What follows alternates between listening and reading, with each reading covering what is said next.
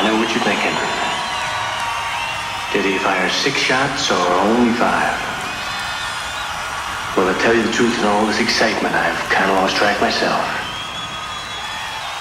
But Ian, this is a .44 Magnum, the most powerful handgun in the world, and would blow your head clean off. You've got to ask yourself one question. Do I feel lucky? Well, do you, punk? It's just that you and me, baby. We got the whole damn night to go.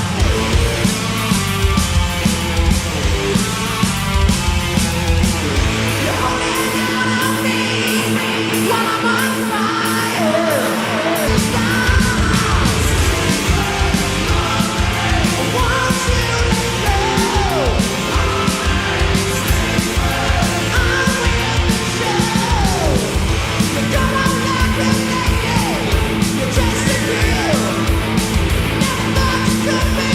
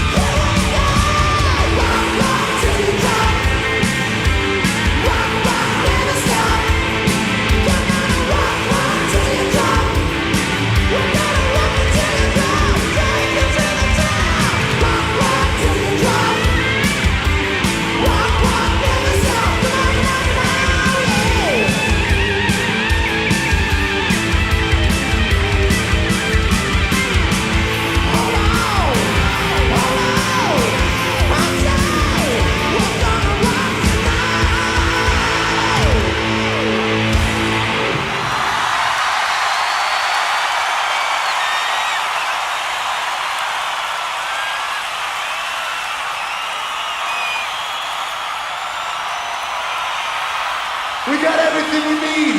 We got the band. We got the crowd. We got the lights, the cameras, the action. There's only one thing that we ain't got.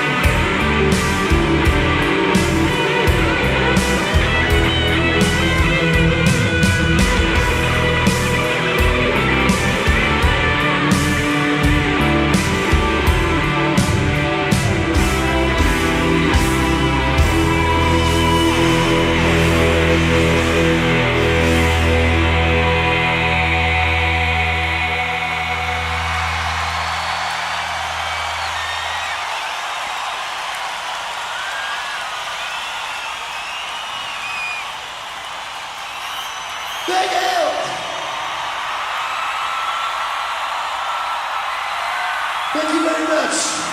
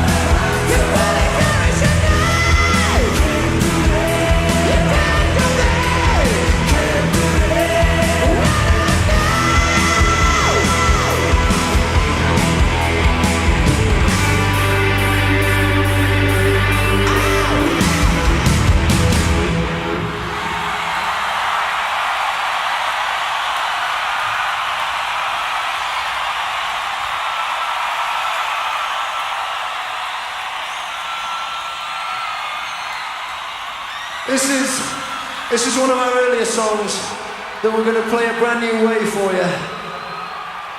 With the aid of a couple of friends of mine, known as the Terror Twins, who are, of course, namely Mr. Philip Flamenco Collin on the acoustic guitar.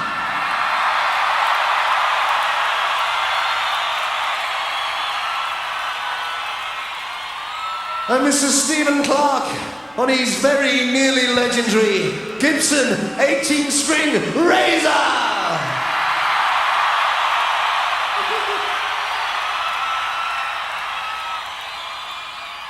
I hope you like it.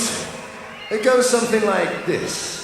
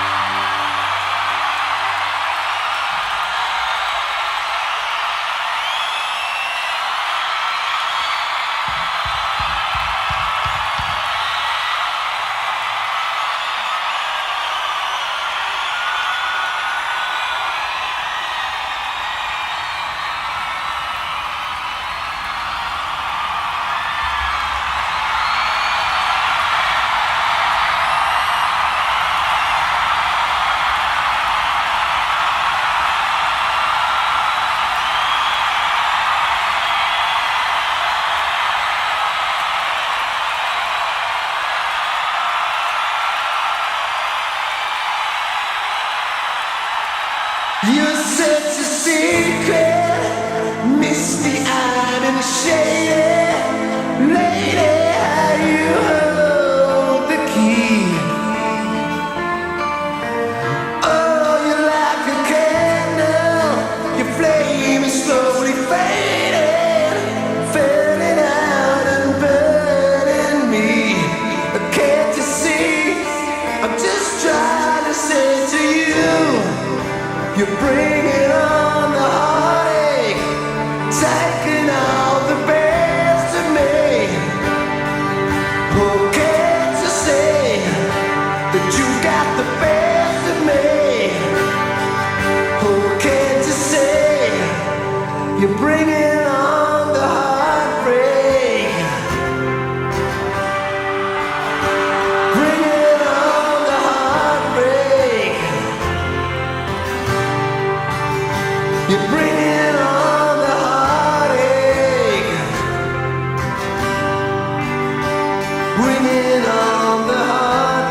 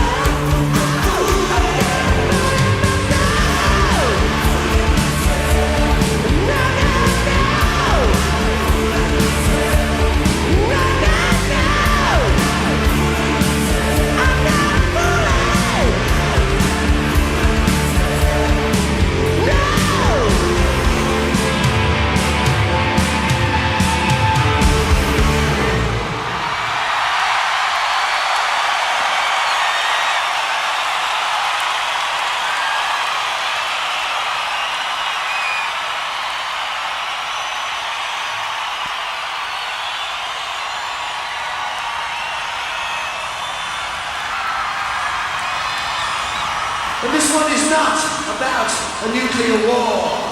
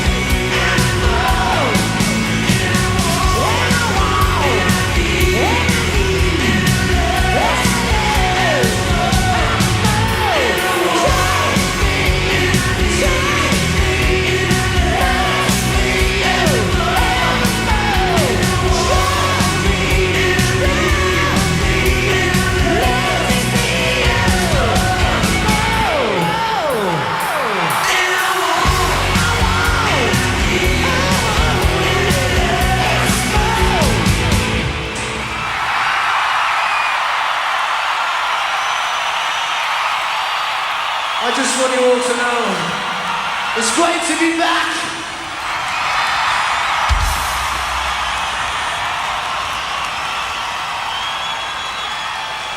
And thanks for keeping the faith.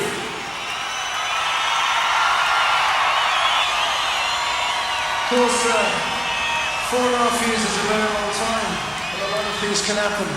And indeed, to this band alone, a few things did happen. You might say we experienced a few ups and a few downs.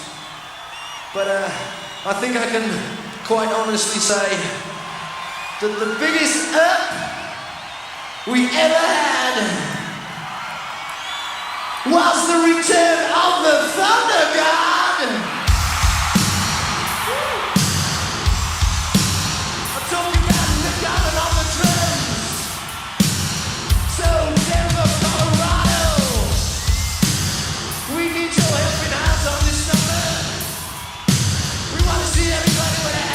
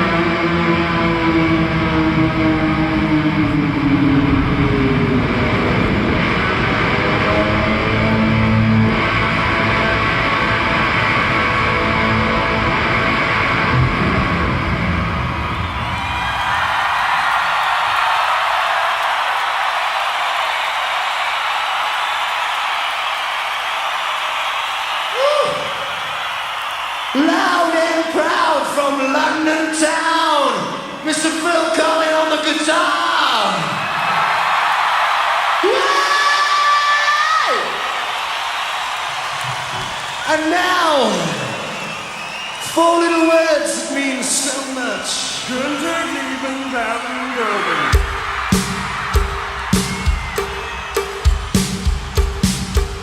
Denver, Colorado, I got something to say. It's better to burn out, yeah, than fade away.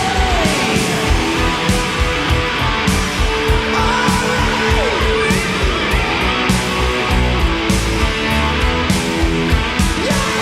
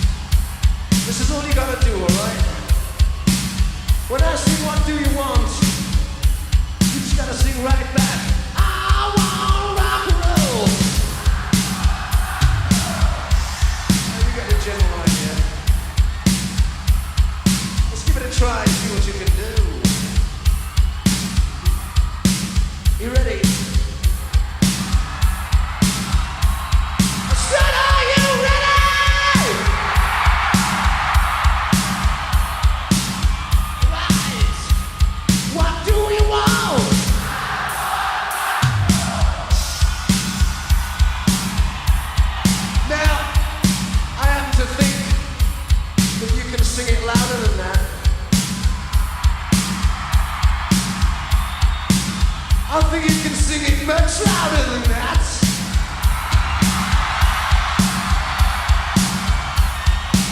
Let's try it again. What do you want?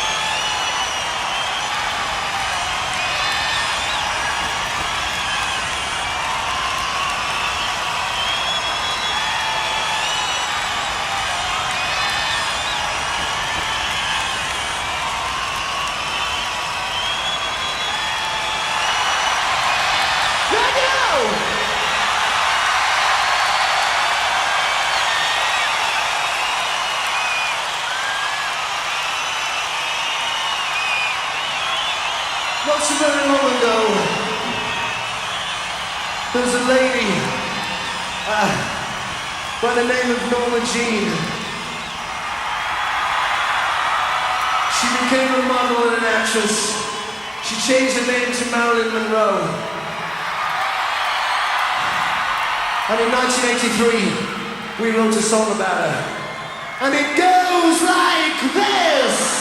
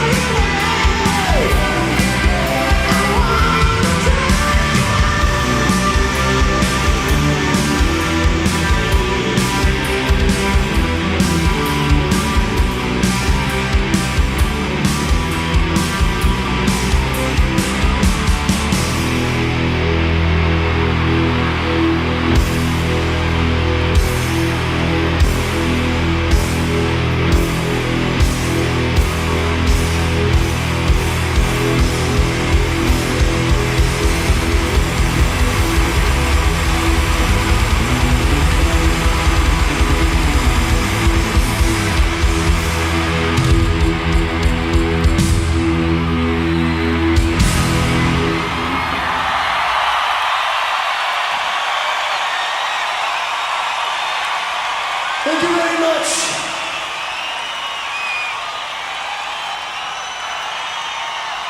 Denver, thanks for having us.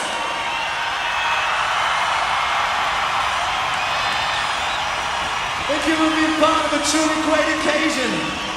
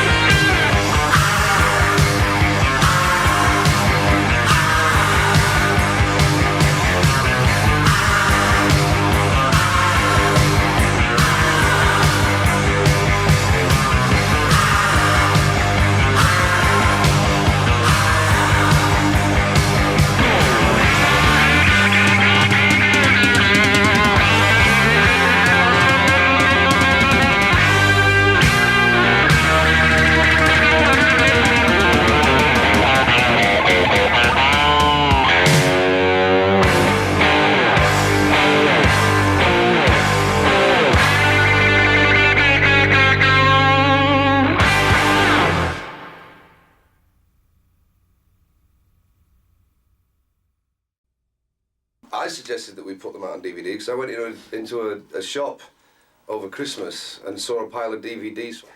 So I got onto our management and said, I think we should put our stuff out on DVD, and they said absolutely. And so we decided to format it in such a way, just so it's good value for money, if nothing else, that there's 2 for 1 on each DVD. So we got the 4 videos basically down on the 2 DVDs, plus bonus tracks, which I think is, is a good selling point. Yeah, it was a collection of stuff from when the band started, some of the really early stuff right up until Hysteria. It was, some of the live stuff we did on the Hysteria tour, and Pour Some Sugar on Me videos and stuff like that. So it was just a big collection of stuff, really, from the time period of, 1980 to 87 or 88. There was Peter Mensch, our manager. He saw Frank Sinatra playing in the round here in New York, and said it'd be great if a rock band done that, because we'd heard that Yes had done it, but there'd never been a hard rock band do it, with all the dynamics of a light show and everything. So he suggested it. We got it together, and we toured it for ages. We had so much fun with it. It was the best thing. Right. But then we got bored with it. So you got to do other things. It was a lot of fun. You know, we didn't have a backstage, we had an understage, which made it, you know, it took some getting used to, but once we got going, it was our own little world. I mean, underneath there was like being on board this ship on Alien, in the Alien movies. It was just all passageways and Monsters. steel and lots of monsters. I think that the concept of playing in the round was great because we were sick of playing big arenas and knowing that there was people in the crowd that was so far away from the band that they could hardly see us. And the great thing about moving the stage into the middle is that you became so much closer to everybody. And it basically invented what we termed 4 front rows, you know, and then it just went out from there. But wherever anybody was in the arena, they weren't that far from the band. And that was the whole concept of doing it, because it made it more intimate, even if you were playing a 20,000-seater arena. Right. That was the beauty of doing it. Yeah. And on the next album, on the Adrenalize tour, we took it a stage further. Like we had the drum riser, Sav and Rick would just go up and this drum riser would be up in there, be all moving parts and everything. Yeah. It got kind of silly but great, you know, just Yeah. fantastic to watch and fun to be a part of. The only time we've got heavily or totally involved in a video was we just did this stupid goof-off video in 1984 called Me and My Wine, which we absolutely directed and wrote and scripted and dressed up the stage and we rented a house. And it was supposed to be like the Young Ones TV show, which is an English comedy thing from the 80s. And it was the 5 of us living in a house. And it was like, you know, the kitchen was always filthy and I was singing into the handle of a vacuum cleaner. But we were all living in a house. But we as were, well, we at were the all same in time. a house in reality as well when we shot the video. It was everything, you know, brushing your teeth and then somebody pulling the shower curtain open and Sav would be stood in the bath playing his bass, or Steve was behind the curtain playing his guitar or whatever. It was total comedy. It cost like $8,000. Wow. It was nothing, and we did it all ourselves, pretty much. You know, it's like, let's do this and then put that there, and I'm going to do this. You know, there's one scene where I walked down the stairs brushing my teeth and I slapped Phil across the face. You know. But I did it too hard, didn't I? It's like I actually did it. I didn't act. I smacked him. Your and face, his yeah. facial expression when I was like, "What?" But that's the only one that we've done, and it was right at the end of a tour. We were all loose as a goose. You know, we'd been out on the road. We'd just sold our first big record, so we're feeling highly confident. And it was an old B-side. We'd re-released the second album with some remixes on it, and just as a bit of a push, we did a video for this B-side. And lo and behold, because it was 1984, it actually got like heavy rotation on MTV at the time, which was kind of novel. But everything else, it's a case of like, all right, now this is real work. You know, it's at the beginning of a project when you're a little more stiff, you're straight out of the studio, and you've got a video to make for your first single, and everybody's into like, you know, getting the extra weight off and getting the right clothes on, and it becomes a very tense, stiff kind of atmosphere. Yeah. It's hard to get into that. It's mid-tour. Making videos is easy, but at the beginning of a thing, to try and get into that headspace at the beginning of an album is really hard. No matter how many times we tell each other we have to do that next time, you just drift out of that mode. It's really tough to do. We didn't necessarily join a band to go in the studio, or you know, you don't join a band and say let's go make videos. You join a band to go and entertain people. And we were in our element, so even though it was difficult for these guys, you know, sometimes entertaining, you know, the camera and trying to entertain people that were in the venue, I think generally it was a better environment for all of us. You don't have to think. You've done the hard work when you come on stage. You've already written the song. You've memorised the words and the chords. If a camera captures the right moment, it's great. Like that video we did in Ottawa. What was for Action, right? Oh yeah, that was great. It was just, you know, it didn't even sync up. It was just cut. It was live performance. We were actually playing. Really good. We were playing a different song. They were some of the most enjoyable videos because, as Rick said, we were playing live, we were in our element, we didn't have to think about it. But even some of the staged ones, that he'd done a couple of other ones as well, they were cool, they were very painless. And then the other one he did where we were all at home. Yeah, exactly, yeah. We did a video where everyone was in, well, not everyone, but most of us we all shot at different times.